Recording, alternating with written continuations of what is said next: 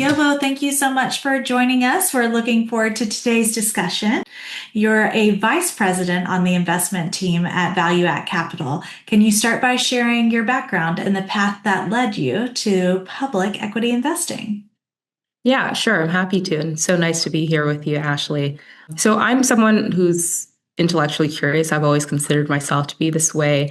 And I've been drawn to the intersection of ideas, people, and capital. And all of this is what led me to study economics, philosophy, and Hispanic studies at Columbia University in New York, which is kind of where a lot of this got started. Because while I was at Columbia, I got the opportunity to spend my summers interning at Morgan Stanley across a range of their divisions, first in sales and trading, and then equity research, and eventually in investment banking, which is where I started my career after graduating. Each of these internships gave me a different lens into how markets work and how the world of finance works, from the fast-paced decision-making in sales and trading to the analytical depth of equity research and the deal-making rigor that I got in investment banking. And so following graduation, I spent 2 years in healthcare investment banking at Morgan Stanley before joining the infrastructure private equity practice of a Swedish investment firm called EQT, which I did for 2 years.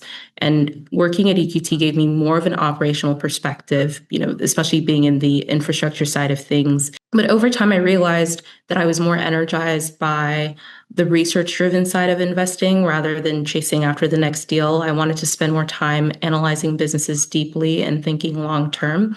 And so when the ValueAct opportunity came along and it seemed to check many of these boxes, being research-focused, long-term oriented, and operationally engaged, it made perfect sense for me. And so I packed up my life and moved out west to San Francisco to join the team. That's so incredible. And I love that you looked into, what is it that you really enjoyed and found the right fit for that. Building on that, what first drew you to finance and specifically the public equity side of investing? Yeah, I mean, it's similar to what made me want to study all the things that I wanted to study, and just this interdisciplinary lens with which I've always approached the world. Just this idea of being drawn to the way things are done, thinking to people and to capital, and an intersection between all of those things. I realized pretty early on in life that I didn't just want to look at numbers and, through working in finance, realize I didn't just want to do deals, being spreadsheets all day. I wanted to understand people. I wanted to spot patterns and think critically and ask big picture questions, which, I was a philosophy major, so I love asking questions.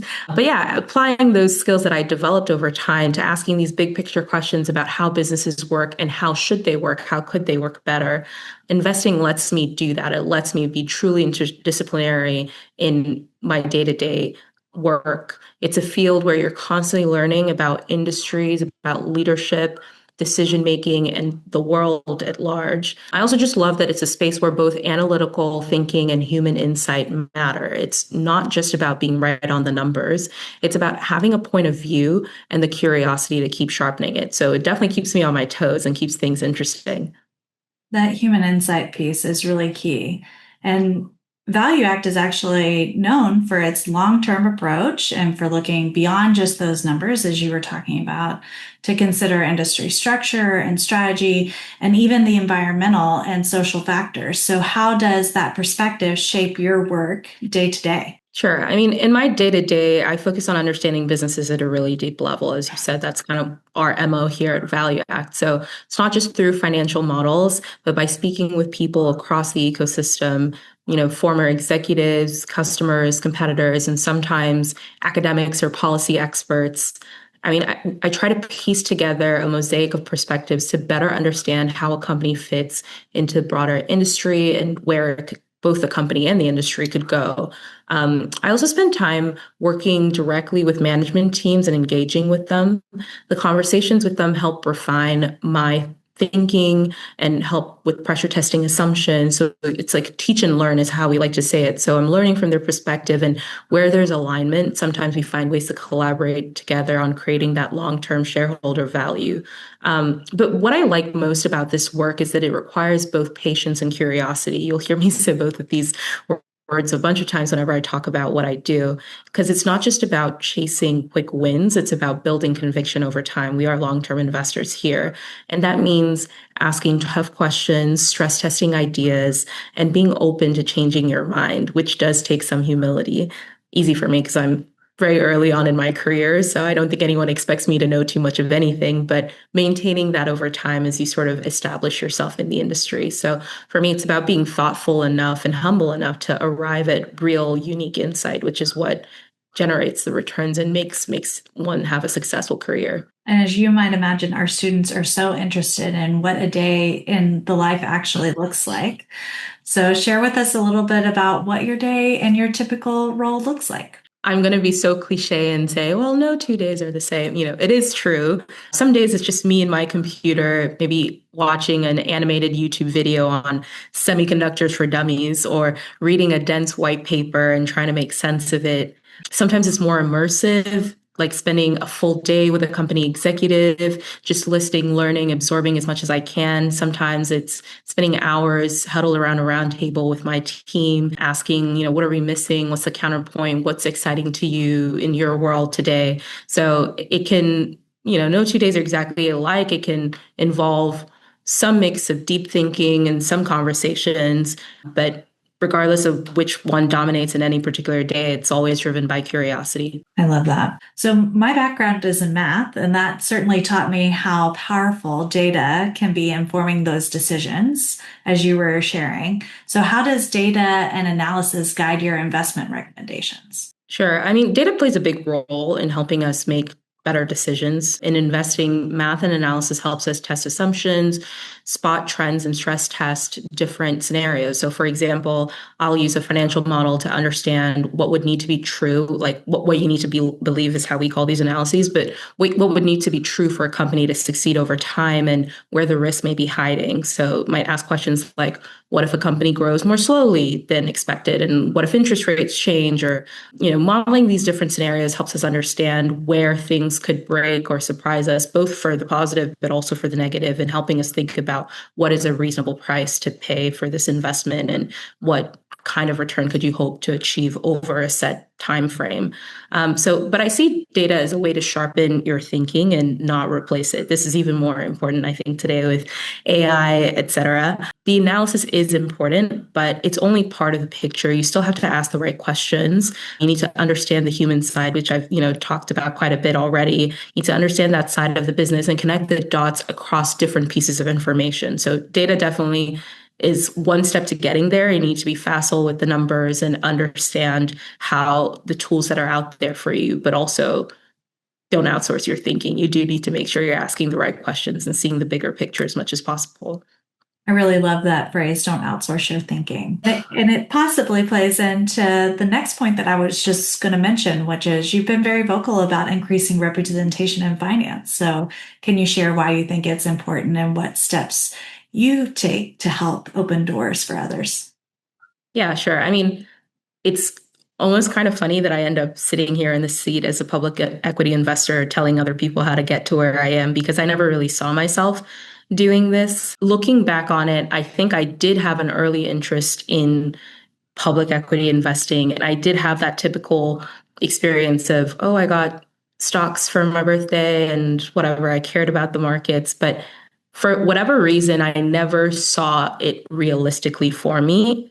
I shouldn't say for whatever reason. I think a big part of the reason was that I didn't see it for people who looked like me. And so it didn't seem like something realistic. I mean, I thought I had a better chance of being a global pop star than sitting where I am today.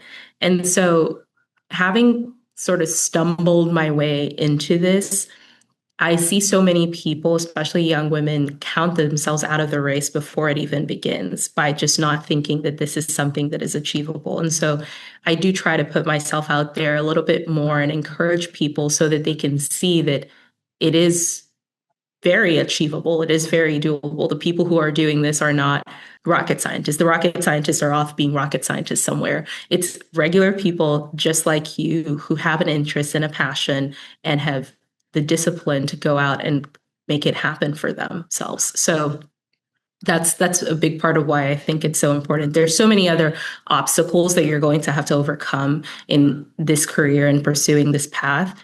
You shouldn't be one of the obstacles. And Yobo, as you might imagine, some of our students think public equity investing sounds very intimidating.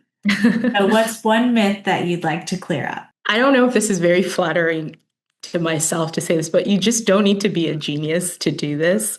It's really not that hard. And I'm being so sincere when I say that. I think a lot of people in particular think you need to be some sort of math whiz. And I've met people who kind of assume that that is the case. Like I said, you need to know enough to be dangerous, but also there is such a broad range of what it means to be a public markets investor. Like there are definitely pockets of this industry where you do genuinely need to be kind of a math genius to play in those fields, but that's not everything. There is a lot of variety in what a public markets investor is. And so maybe some of your journey there and seeing yourself in that role might be finding a mentor. And this could either be someone you know in real life or just someone whose career that you admire, who has a skill set that you maybe already have or have an interest in building, and model yourself after that person. But there isn't one archetypical public markets investor. And, if you don't fit the mold of some of the more famous ones that you might have heard of, don't count yourself out of the race. Like you definitely can still do this. You shared such great insights. What's one step our students can take this year to begin building both their confidence and credibility in the investment world? Well, I'll say for starters, if you're watching this interview and you're engaged with the Rock the Street, Wall Street community already, then you are well on your way. A big, big part of what I've seen makes a difference between both getting into the industry and staying into the industry is establishing a community, a support system around yourself, especially because as you go into these spaces very often, you won't see a lot of people who look like you every day. And so that can feel a little isolating. It doesn't have to be isolating, but I understand that, the mind can play a lot of tricks in us. So it's good to have that support system of people that who share these similar interests, who are at a similar stage in life, going through this, doing that group learning and peer-to-peer mentorship, as well as, the traditional mentorship to somebody more senior and ahead of you who can tell you what's coming down the pike. So staying invested in these communities is going to be a big thing that you can do to get yourself started, but also just study things that are interesting to you. I've also seen people make the mistake of, again, thinking of a very narrow definition of what a public markets investor can look like, and then taking courses and joining clubs that they don't have a passion for. And when you're not passionate about something, it's hard to be competitive against people who are.